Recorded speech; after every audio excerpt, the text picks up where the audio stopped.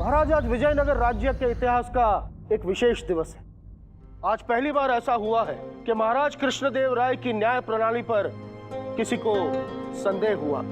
इसीलिए महाराज को यह विदित किया जाता है कि पंडित रामकृष्ण के दिए हुए परामर्श पर लोगों का भरोसा कम हो रहा।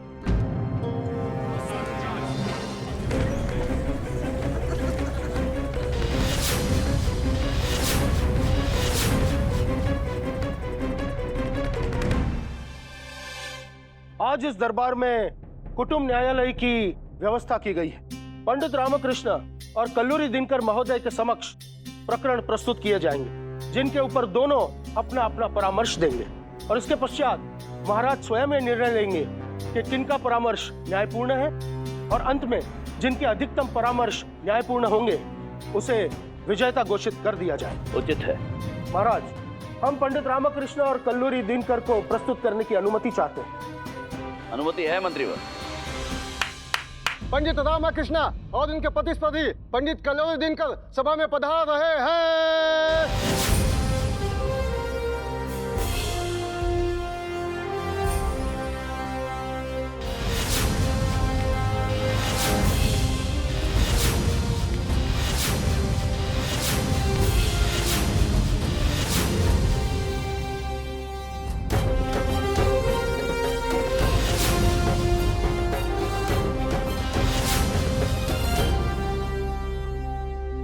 गुरुजी, आज तो आप अत्यधिक प्रसन्न होंगे। बड़ी सभा में महाराज के सामने पंडित रामकृष्ण का सम्मान तार तार होने का स्वप्न साकार होने जा रहा है गुरुजी। महाराज, पहला प्रकरण प्रस्तुत करने की अनुमति चाहते हैं। अनुमति है मंत्रीवर। उषा रेड्डी और चिन्ना स्वामी रेड्डी दरबार में हाजिर हो।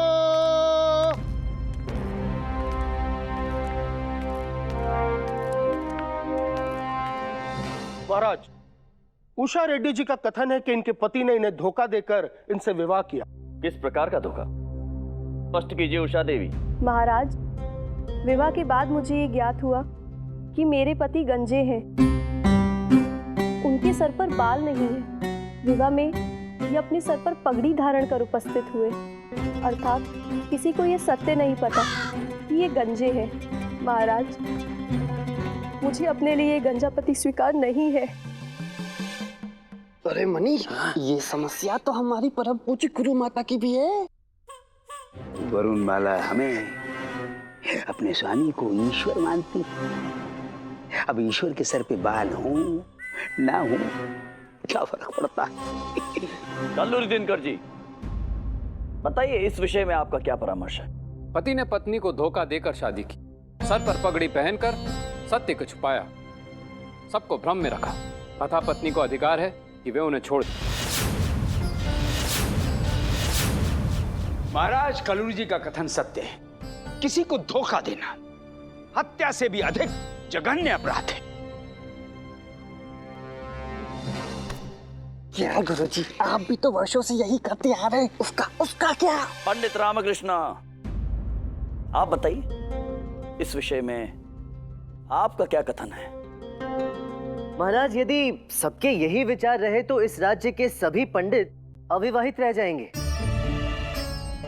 कोई भी स्त्री उनसे विवाह करेगी ही नहीं। महाराज, सिर के ऊपर क्या है ये महत्वपूर्ण नहीं है, सिर के भीतर क्या है ये महत्वपूर्ण है। धनी, इस परिभाषा के अनुरूप तो हमारे गुरुजी का विवाह ही नहीं होना चाहिए था, है ना? हाँ बिल्कुल, क्योंकि इस टकले की ना अंदर कुछ है ना बाहर कुछ है। और मनुष्य को उसके कर्मों, उसके विचारों से परखना चाहिए। क्या बाह्य सौंदर्य मनुष्य के आचरण, उसके स्वभाव से अधिक महत्वपूर्ण होते हैं?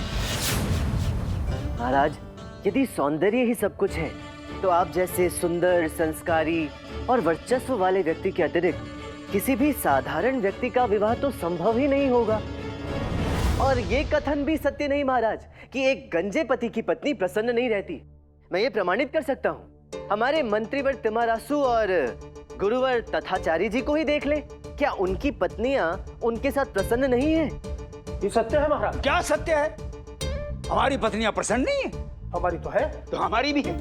महाराज, हम अपनी पत्नी के हृदय में बसते हैं। गुरुवर, पत्नी यदि पति के हृदय में बसे तो पत्नी सदैव प्रसन्न रहती है। हाँ, तो वही तो हम कह रहे हैं कि हम 100 बार कहेंगे कि हमारी पत्नी वरुणमाला हमारे हृदय में रहती है।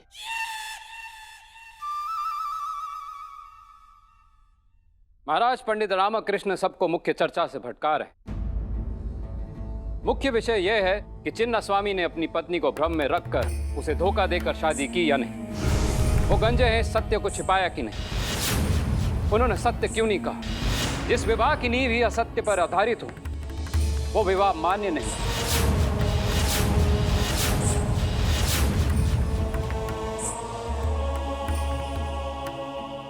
महाराज, पत्नी के प्रति प्रेम और सुविचार से ही पति को परखना चाहिए, उसके बाह्य सौंदर्य से नहीं। महाराज, मेरे विचार से इसे भंग करने के स्थान पर इस विवाह को एक अवसर और देना चाहिए ताकि पत्नी पति के वास्तविक सौंदर्य को परख सके। आप दोनों के कथन में हमें सत्यता प्रतीत होती है। आप दोनों के तर्क से हम अत्यंत प्रभावित हैं। विवाह हम सभी के जीवन का एक अत्यंत महत्वपूर्ण संस्कार है। उसे इस प्रकार से इतनी आसानी से खंडित करना अनुचित होगा। हम आप दोनों से यह आग्रह तो नहीं कर सकते हैं कि आप दोनों अपना विवाहित जीवन व्यतीत कीजिए, क्योंकि यह आप दोनों का व्यक्तिगत प्रसंग है।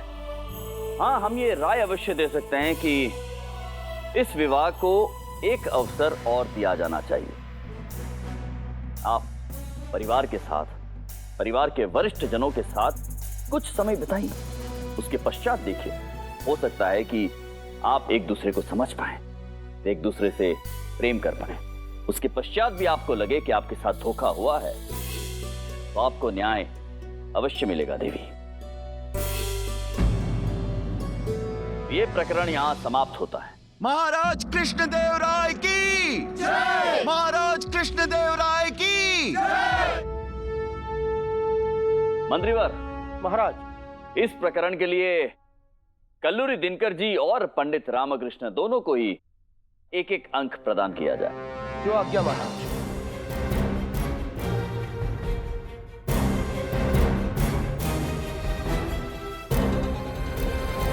अब दूसरा प्रकरण महाराज, देवी वरुणमाला जी को प्रस्तुत किया जाए। वरुणमाला? यार, कौन सी वरुणमाला है विजयनगर में? हमारी वाली तो हो नहीं सकती। देवी वरुणमाला दरबार में उपस्थित हो रही है।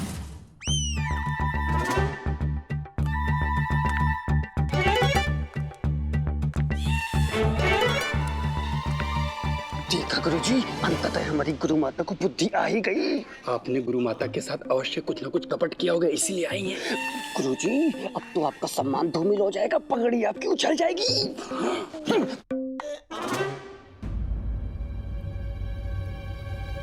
प्रणाम स्वामी। ठीक है, ठीक है।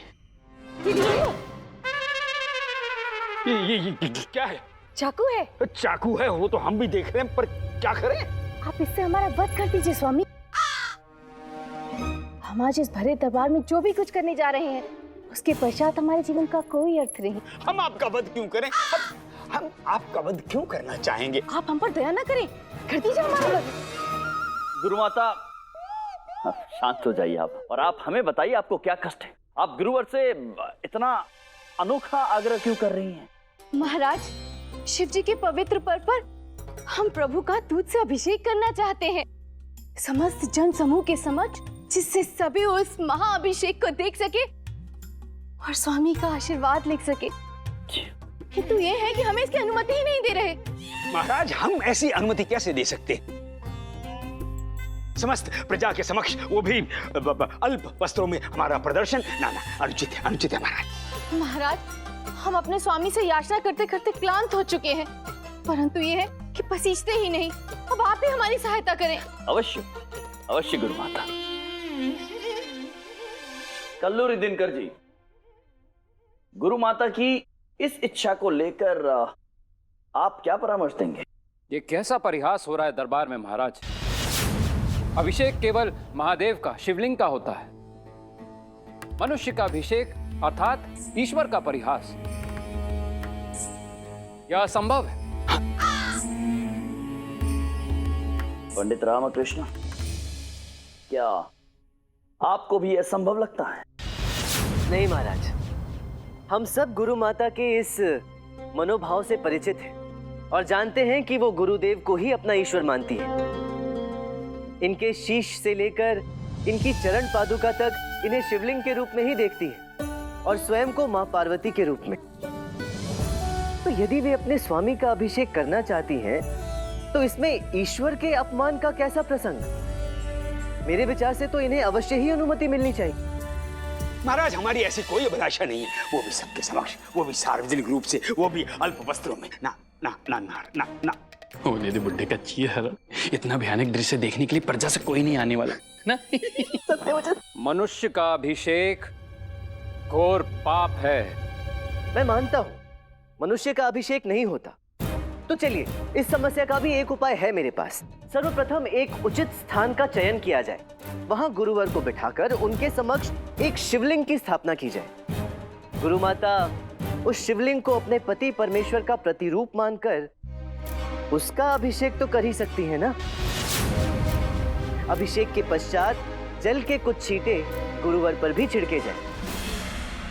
इस प्रकार गुरु माता की मंशा भी पूर्ण हो जाएगी और ईश्वर के अपमान का कोई प्रसंग भी नहीं उठेगा। महाराज, ये तो हो सकता है। अब रही बात अभिषेक के स्थान की, तो वो तो किसी मंदिर में ही होना चाहिए। क्यों गुरु माता, कौन सा मंदिर आपके लिए उपयुक्त रहेगा? हमारे लिए तो वही स्थान मंदिर है जहाँ हमारे स्वामी निवास करते हैं। अर्थात आपका घर। जी। तो महाराज तय रहा, ये अभिषेक गुरुवर के घर पर ही होगा। उचित।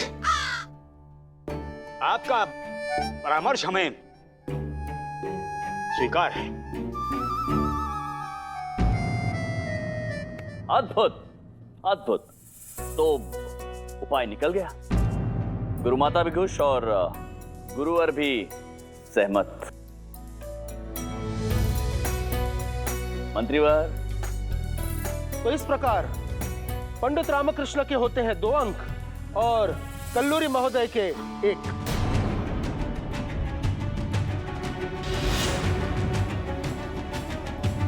रामकृष्ण, इस प्रकार मैं तुम्हें विजय नहीं होने दूंगा। इधर आइए। जी स्वामी। ये सब दरबार में लाने की क्या आवश्यकता थी? हमें क्षमा कर दीजिए स्वामी, हमारी भावनाओं का प्रवाह तीव्र हो गया था।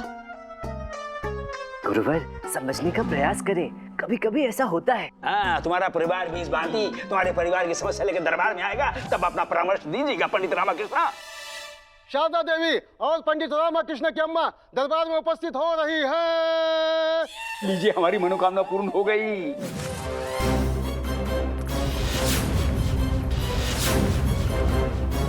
जाइए जाइए, आप भी हमारे प्रभु के दर्शन कीजिए। हे भगवान। ले रामा, संभाल, बड़ा परामर्शदाता बन रहा था ना, ले अब। चुप कर, मुझे भी कुछ समझ में नहीं आ रहा, ये दोनों यहाँ क्यों आई हैं? आज कुटुंब न्यायालय का औचित्य भली भांति समझ में आ गया है पंडित रामकृष्ण। प्रतीत होता है कि विजयनगर राज्य की सारी पत्नियों को आज अपने पतियों के विरुद्ध आरोप लगाने का अवसर मिल गया है इस कुटुंब न्यायालय में। प्रणाम महाराज। प्रणाम प्रणाम अम्मा। आप दोनों का इस दरबार में हार्दिक स्वागत है।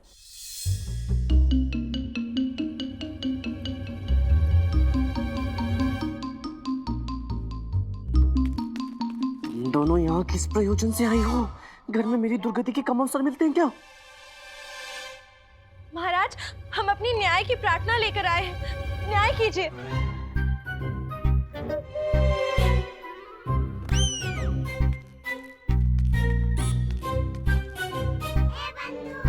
मुझे कुछ ठीक प्रतीत नहीं हो रहा रामा, कुछ ना कुछ बवंडर अवश्य आने वाला है तेरे जीवन में।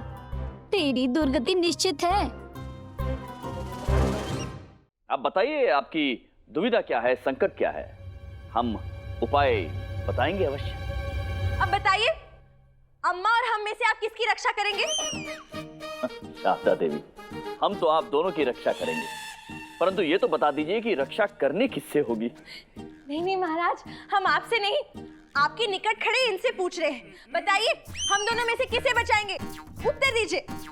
शारदा देवी, हम आपके प्रश्न को समझने में असमर्थ हैं। कृपया स्पष्ट कीजिए, आप कहना क्या चाहती हैं? यदि हम और अम्मा दोनों पानी में डूब रहे हो तो पहले ये किसके प्राणों की रक्षा करेंगे? उत्तर दीजिए, किसे बचाएंगे आप?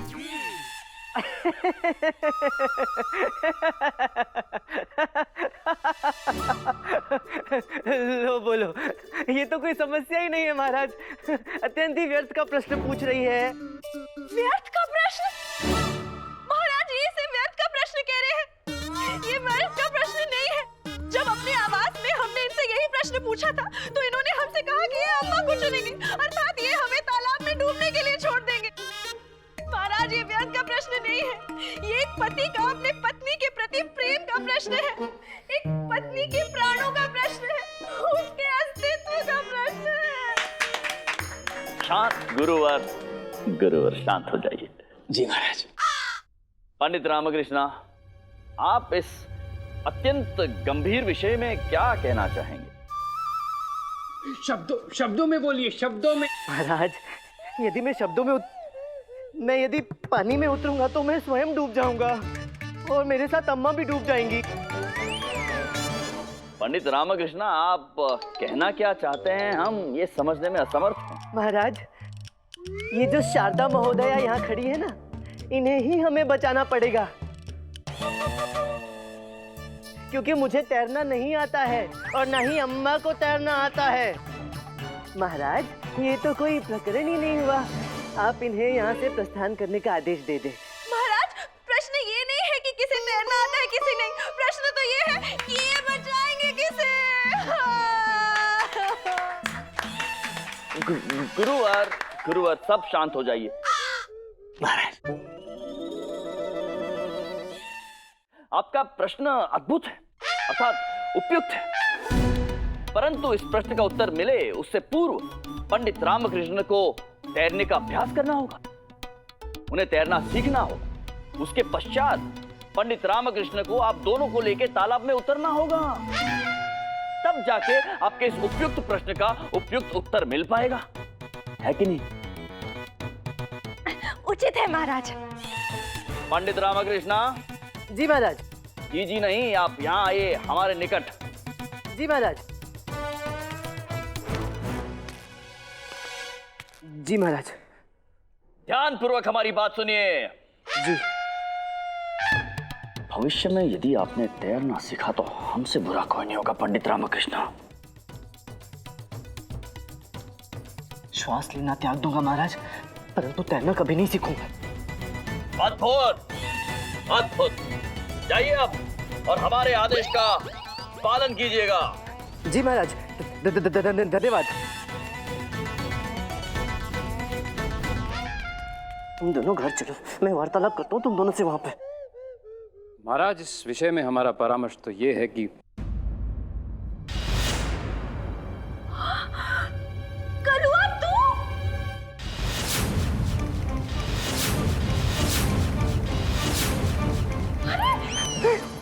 ये तो वही है जो हमारे घर के पीछे रहता था। बाल्यकाल में कितना पीटा है हमने इसे। अरे पूरे गांव में दौड़ा दौड़ा के लाठी से पीटा था। बेबी धोकर इसकी धोती खुल गई थी।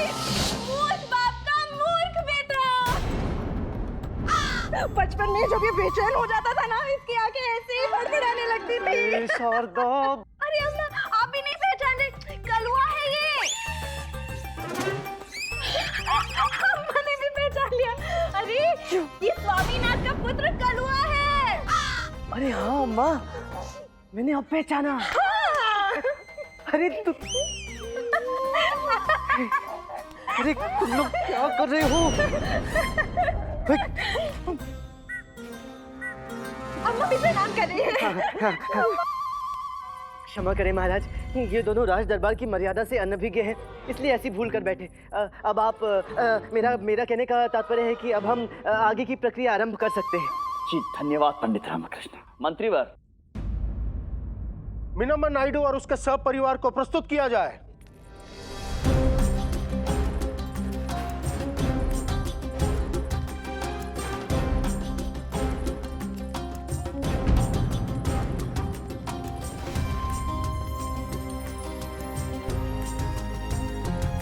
महाराज, ये मिनम्मा नायडू है। इनका कथन है कि भुज्जी उनका पुत्र है। आज से 7 वर्ष पूर्व इन्होंने इसे जन्म दिया था। चूंकि वो अविवाहित थी, इसीलिए भयवश उन्हें अपने पुत्र का त्याग करना पड़ा और उसे मंदिर की सीढ़ियों पर छोड़ना पड़ा। मंदिर से इस गरीब दंपति शशिकांत और भार्गवी ने इसे भगवान का आशीर्वाद समझ के उठा लिया और इसका लालन पालन किया। चूंकि अब ये विवाहित हैं, तो वो अपने इस पुत्र को वापस पाने के लिए इच्छुक है। इसी प्रकरण की वजह से रामू तू इस दरबार से निष्कासित होगा।